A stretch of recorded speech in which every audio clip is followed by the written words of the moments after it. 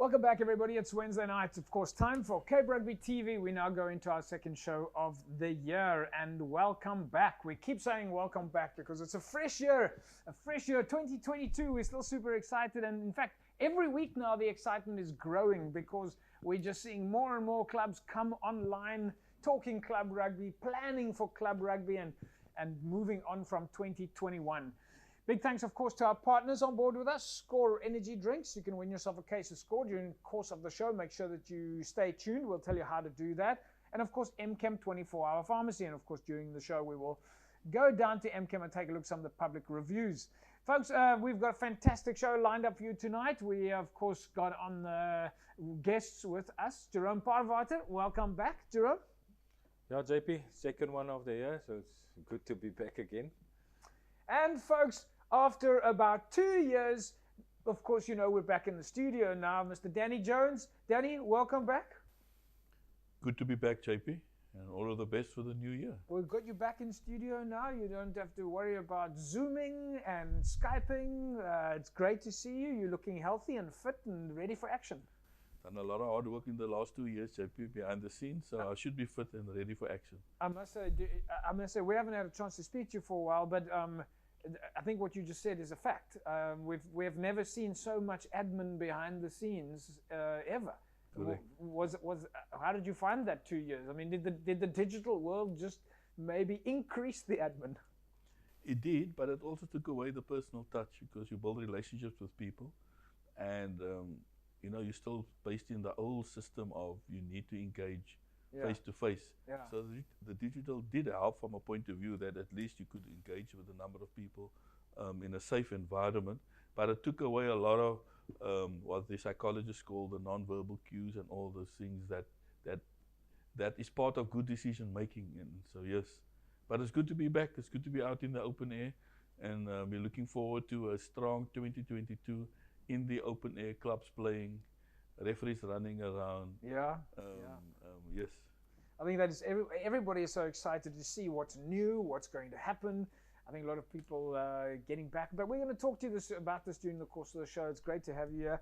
Jerome, let's catch up with you quickly. Of course, last week we spoke about your first match for the Currie Cup side.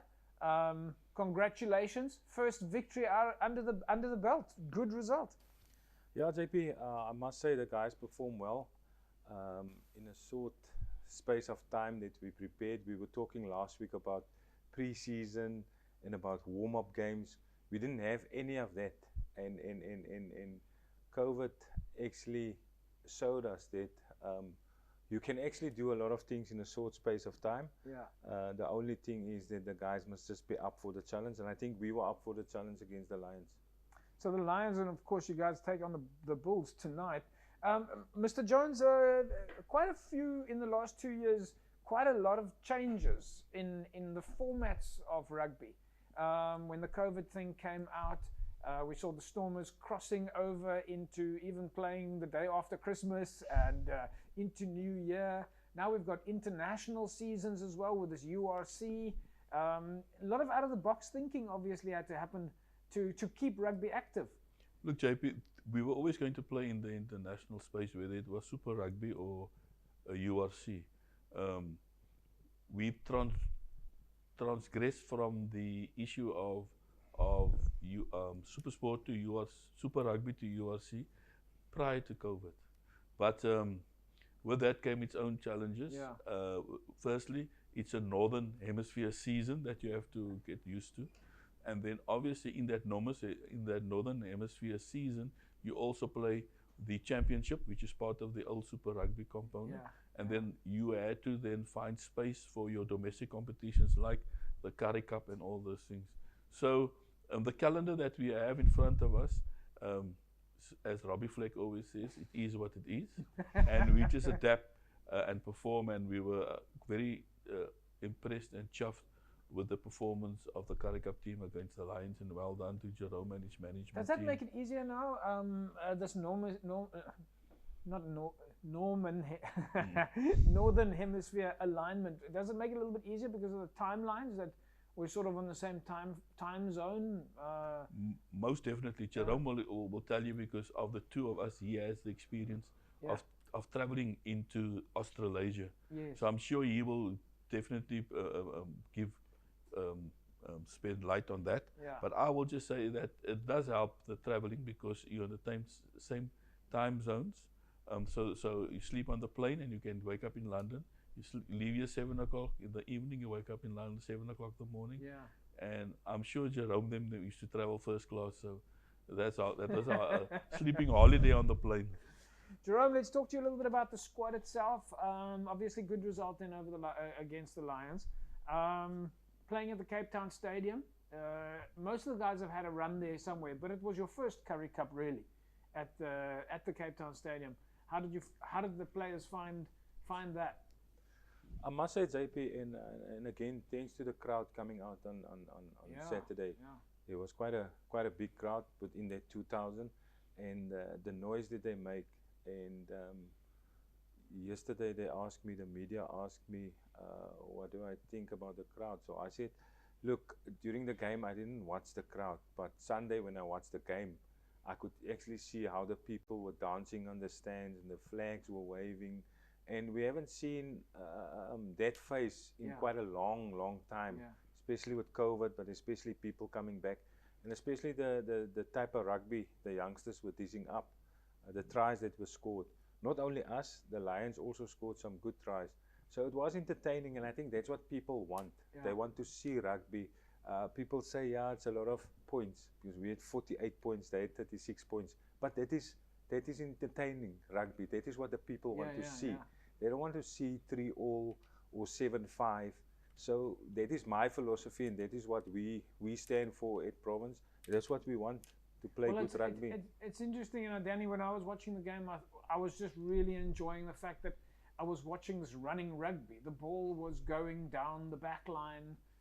It was exciting to see it get to, and even when there were little chips and chases with Angelo Davids with all his speed on the outside there, I mean, it was exciting rugby. Definitely. I think Jerome is taking the philosophy of the ex-Real Madrid president, who says, I choose a team that score more goals than the opposition. So if the opposition scores 10, I'll score 11. So I see that's what Jerome is about. But it's all about, he's right, it's about excitement. People want to see tries, people want to see the ball being given air, players run with the ball, and that was what they experienced on Saturday. And just staying on that point, Danny, we're looking at the players as well. You must be happy with the progress that, if you just look at the squad, how many of the players Jerome has got there that are club rugby players that have come through the ranks, either through the school system or the club system. We've always been blessed with a pathway for our players. All the players expect is an access to one of the top teams, and a belief from the management and coaches in them. And I think that's the mechanism. If there's a belief that management and coaches believe in them, then it gives them a platform to perform. So I think those are the small ingredients that build up to make a great cake, you know. And at this point in time, And I'm gonna stay on you, because I've had this discussion with Jerome many times. I mean, from a club rugby perspective, the knowledge that there are people looking out to see where you're playing, and that you can be identified, and that there's room to grow into a higher space. Look, Western Province is blessed with as you know, over 90 clubs, and many of those clubs have produced good players, and that the professional component has restricted the movement of players, because they sign a player early in his career, etc., etc.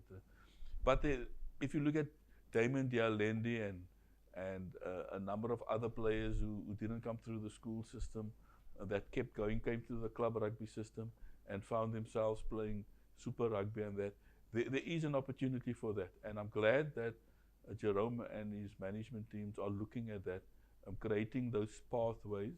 We might not get 100 players or 50 players through, but if you do get the 1s and 2s and 3s through, it means that it is working.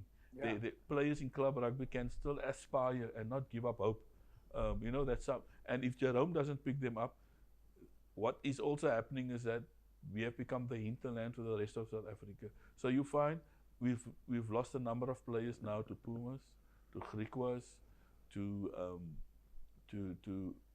the Lions and that, which is healthy. It's healthy. It's healthy for the player. It might not be healthy for the club because the club feels we've invested in JP and now he's gone.